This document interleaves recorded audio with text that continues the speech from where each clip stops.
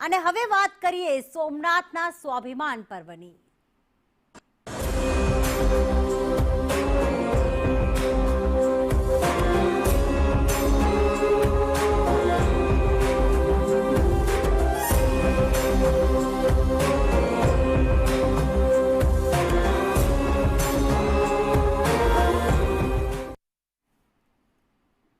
અત્યારે સોમનાથ મંદિરમાં જય સોમનાથ જય મહાદેવ એની જ ગૂંજ ચાલી રહી છે, કારણ કે ઉજવાઈ રહ્યો છે સ્વાભિમાન પર્વ અને તેમાં ખાસ હાજરી આપવા આવી રહ્યા છે પ્રધાનમંત્રી નરેન્દ્ર મોદી। આવતીકાલે પીએમ મોદી આવશે ગુજરાત અને રાત્રે જામનગરમાં તેમનું આગમન થશે।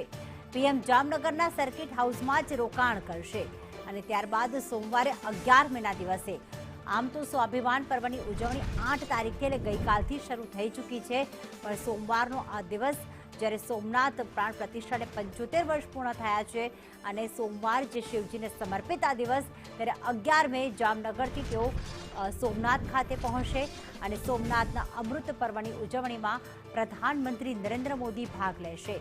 હેલિપેડથી હમરજી સર્કલ સુધી ભવ્ય રોડ શોનું આયોજન કરવામાં આવ્યું છે।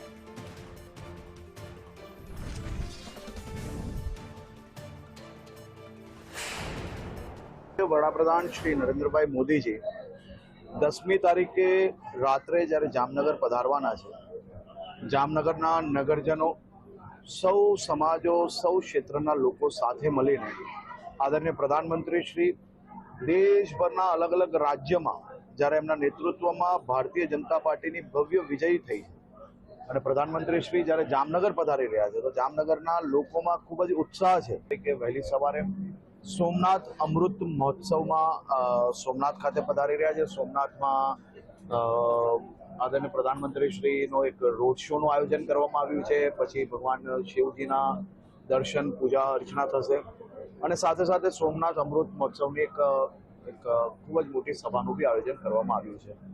વડોદરામાં સાંજે સરદાર ધામના લોકાર્પણ પ્રસંગે આદરણીય પ્રધાનમંત્રી શ્રી ઉપસ્થિત રહેવાના છે। એ લોકાર્પણ કાર્યક્રમ પછી વડોદરા શહેરના સૌ નાગરિકો સાથે મળીને આદરણીય પ્રધાનમંત્રી શ્રીનું સ્વાગતની તૈયારીઓ કરી છે। ખૂબ મોટો મેગા રોડ શોની વ્યવસ્થા બી ત્યાં સૌ નાગરિકોએ સાથે મળીને કરી છે। તો મેગા રોડ શોની તૈયારી કરવામાં આવી છે અને જે પ્રમાણે ગુજરાતના નાયબ મુખ્યમંત્રી હર્ષ સંઘવીએ કહ્યું કે તૈયારીઓ જે છે થઈ ચૂકી છે। પીએમ મોદી સોમનાથમાં કુંભાભિષેક સહિત પૂજન પણ કરશે।